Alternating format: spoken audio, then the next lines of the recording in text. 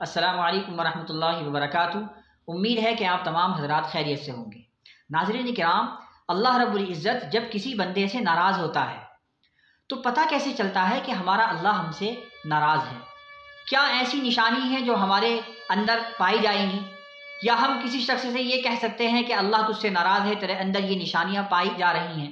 تو آج میں آپ کو ان نشانی اور ان علامات کے بارے میں بتاؤں گا جو انسان کی زندگی کے اندر ظاہر ہو جاتی ہیں۔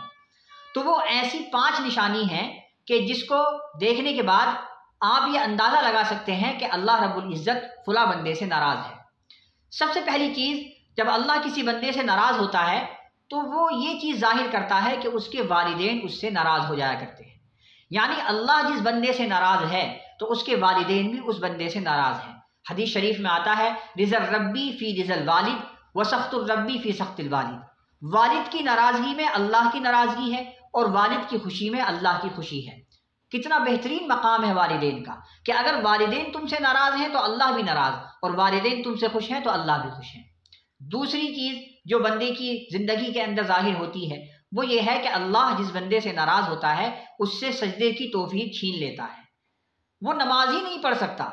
بہت سے لوگ یہ کہتے ہیں کہ ہم تو جان بوجھ کر نماز نہیں پڑھتے، ہمارا دل نہیں کرتا۔ ایسا نہیں ہے، بلکہ اللہ تم سے ناراض ہے اور اللہ نے تم سے سجدے کی توفیق چھین لی ہے۔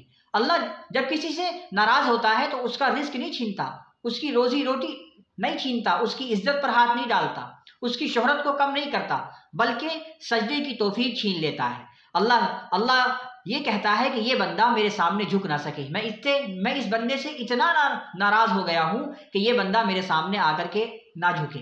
تو اللہ جس بندے سے ناراض ہوتا ہے اس سے سجدوں کی توفیق کو چھین لیا جاتا ہے۔ تیسری چیز جو انسان کی زندگی میں ظاہر ہوتی ہے وہ یہ ہے کہ وہ گناہوں میں بالکل گم ہو جایا کرتا ہے، گناہوں میں کھو جاتا ہے۔ یعنی اتنے گناہ کرتا ہے کہ اسے احساس بھی نہیں ہوتا کہ میں گناہ کر رہا ہوں۔ ہر چیز کو وہ گناہوں کے ذریعے سے کرتا ہے اور ہر کام کو گناہ کے ذریعے سے کر رہا ہے، گناہ کرتا رہتا ہے، لیکن اس کے دل میں یہ ذرہ برابر بھی احساس نہیں ہوتا کہ یہ گناہ ہے یا گناہ نہیں ہے۔ اسے گناہوں میں مزہ آنے لگتا ہے، تو گناہوں میں گم ہو جاتا ہے اور وہ بالکل فرق بھی نہیں کر پاتا کہ کیا میرے لیے چیز اچھی ہے اور کیا چیز میرے لیے بری ہے، بس وہ گناہ کرتا رہتا ہے۔ چوتھی چیز جو بندے کی زندگی میں ظاہر ہوتی ہے وہ یہ ہے کہ اللہ اس کے چہرے سے نور ہٹا لیتا ہے۔ ایک نورانیت جو ایک ایمان والی کے چہرے میں ہوتی ہے، کشش جو ایمان والی کے چہرے میں ہوتا ہے، اس کشش کو اللہ رب العزت اس بندے کے چہرے سے ہٹا دیتا ہے۔ آپ نے دیکھا ہوگا بہت سارے اللہ کے بندے ایسے ہوتے ہیں کہ انہیں دیکھ کر کے اللہ یاد آ جاتا ہے، ان کے چہرے پہ ایک عجیب طرح کی کشش ہوتی ہے، ایک عجیب طرح کا نور ہوتا ہے۔ لوگ دیکھ کر کے یہ کہتے ہیں اور یہ کہنے پر مجبور ہو جاتے ہیں کہ وہ دیکھو فلاں اللہ کا بندہ ہمارے سامنے آ رہا ہے۔ تو وہ کشش اور وہ کھچاؤ پن اور وہ نورانیت اللہ رب العزت اس کے چہرے سے ہٹا لیتا ہے۔ اس کے چہرے پر نحوست برس رہی ہوتی ہے۔ اگر آپ یہ سمجھتے ہیں کہ نورانیت اور کشش یہ آدمی کے گورے اور کالے پن پر ڈیپینڈ کرتا ہے، ایسا نہیں ہے، بلکہ کالے لوگوں کے اندر بھی وہ کشش ہوتی ہے۔ آدمی کالا ہے لیکن اللہ کا نیک بندہ ہے تو اس کے چہرے پر نور ٹپک رہا ہوتا ہے۔ ایک آدمی گورا ہے لیکن وہ اللہ کا نافرمان بندہ ہے تو اس کے چہرے پر نحوست دکھائی دے گی۔